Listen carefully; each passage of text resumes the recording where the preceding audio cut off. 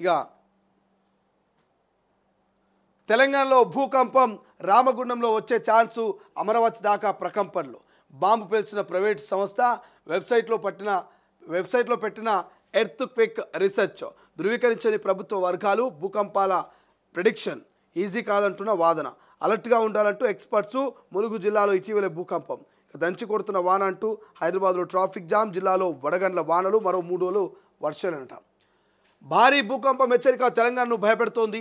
పెద్దపల్లి జిల్లా రామగుండంలో భూకంపం వచ్చే అవకాశం ఉందని నిపుణులు హెచ్చరిస్తున్నారు. ఈసారి భూకంపం తీవ్రంగా గట్టిగా ఉంటుందని చెబుతూ ఇక ప్రకంపనలు రాష్ట్ర రాజధాని హైదరాబాద్తో పాటు ఏపీ రాజధాని అమరావతి వరకు కూడా విస్తరించే అవకాశం ఉంటుంది. తెలంగాణలో భారీ భూకంపం వచ్చే అవకాశం ఉందని earth quake research and analysis అనే సంస్థ స్పష్టం చేసింది. తమ పరిశోధనలో రాష్ట్రంలో రామగుండం కేంద్రంగా భారీ భూకంపం సంభవించే ఛాన్స్ ఉన్నట్టుగా తేలిందంటూ సంస్థ ప్రతినిధులు చెబుతున్నారు.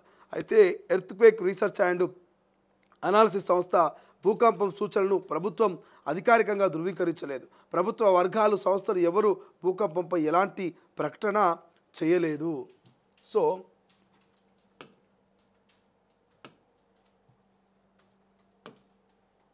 అయితే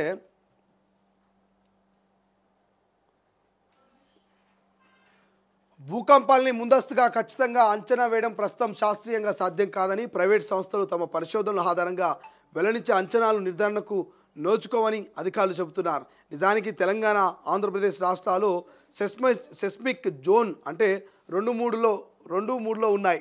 ఆ జోన్లలో ఉండే ప్రాంతాల్లో తక్కువ నుంచి మోస్తారు భూకంపాలు మాత్రమే వచ్చే అవకాశం మాత్రమే ఉంటుంది. గతంలో తెలంగాణలోని కొన్ని చిన్న భూకంపాలు సంభవించాయి. అవి పెద్దగా ప్రాణ ఆస్తి నష్టాలు కలిగించలేదు.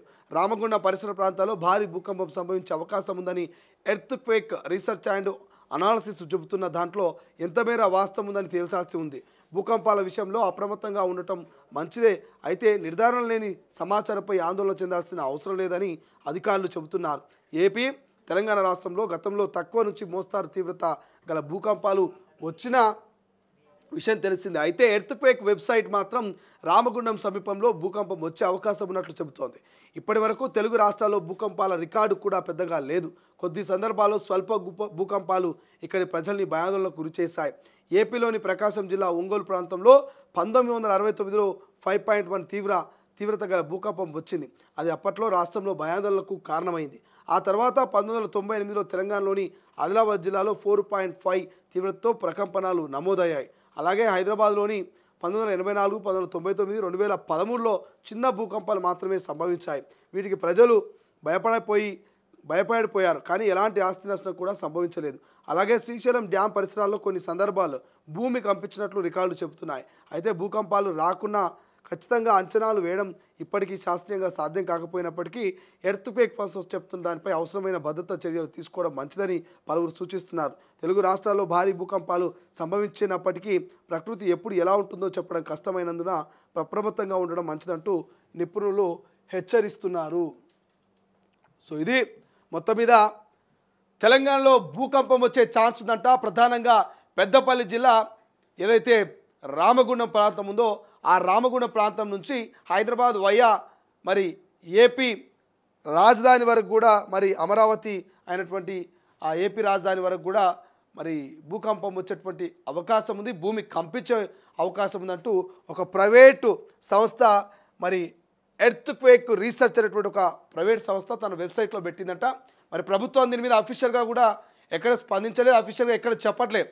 నిజంగానే తెలంగాణలో భూకంపం వస్తుంది, అది పెద్దపల్లి జిల్లా రామగుండంలోనే వస్తుంది.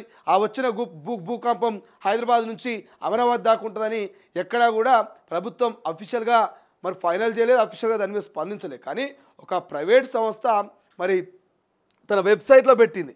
ఏదా ప్రైవేట్ సంస్థ అంటే ఎర్త్ క్వేక్ రీసెర్చ్ అనేటువంటి ఒక ప్రైవేట్ సంస్థ తెలంగాణలో భవిష్యత్తులో భూకంపం వచ్చే అవకాశం ఉందని వాళ్ళు చేసిన రీసెర్చ్ ద్వారా వాళ్ళు చెప్తా ఉన్నారు. కానీ గతంలో కంపేర్ చేసుకుంటే 1969లో ఒక్కసారి ఏపీలో ప్రకాశంలో వచ్చిందట.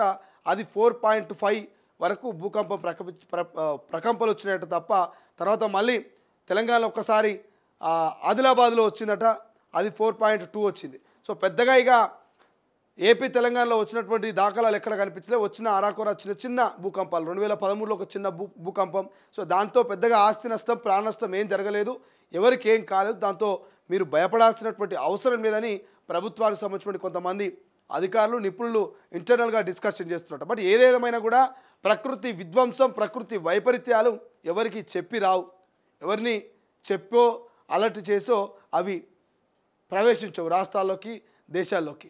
సో ప్రకృతి వైపరీత్యాలు అనేవి చెప్పకుండా వస్తాయి, చెప్పకుండా ఆస్తి నష్టాన్ని ప్రాణ నష్టాన్ని బలికొనేటువంటి అవకాశాలు ఉంటాయి. కాబట్టి సో ఎంతకైనా మంచిది ప్రభుత్వ అధికారులు నిపుణులు మేధావులు ఒకసారి మరి ఆ ప్రైవేటు ఎర్త్క్వేర్ రీసెర్చ్ వెబ్సైట్లో పెట్టిన ముచ్చట నిజమో అబద్ధం ఒకసారి ఎంక్వైరీ చేసుకొని కొంత రీసెర్చ్ చేయండి. నిజంగానే మరి పెద్దపల్లిలో రామగుండం దగ్గర కనుక భూకంపం వచ్చే ఛాన్స్ ఉంటే దాన్ని మనం ఎట్లా ఎదుర్కోవాలి, ఎట్లా సేఫ్ జోన్లో ఉండాలి, ఎటువంటి ఆస్తి నష్టం ప్రాణ నష్టం జరగకుండా తీసుకోవాల్సినటువంటి చర్యలు ఏందనే దాని మీద ఒకసారి ఆలోచన చేస్తే బాగుంటుంది. ఎందుకంటే చేతులు కాలినాక ఆకులు పట్టుకుంటే లాభం లేదు, అంతా ఊడ్చుకొని తిన్నాక నాకు అన్నం కావాలంటే కాని పని. సో అట్లా మీరు ఏమి జరగకముందే కొంత ఓ స్టెప్ ముందుకేసి దాని మీద పరిశోధన చేస్తే ఇంకా బాగుంటుంది.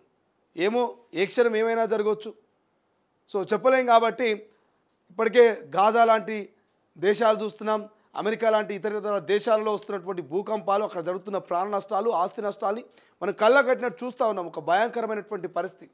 సో అటువంటి పరిస్థితి మన కనుక వస్తే దాన్ని ఎట్లా ఎదుర్కోవాలని ముందస్తుగానే మరి ప్రభుత్వాలు అలర్ట్ అయ్యి కొంత దాని మీద పరిశోధనలు చేస్తే బాగుంటుందని చెప్తున్నారు కొంతమంది ప్రజా సంఘాలు, ప్రజల్లో ఉన్నటువంటి కొంతమంది మేధావులు నిపుణులు చెప్తున్నటువంటి పరిస్థితి. కాబట్టి చూడాలి మరి ఎటువంటి పరిస్థితి ఏం కథ అనేది భవిష్యత్తులో.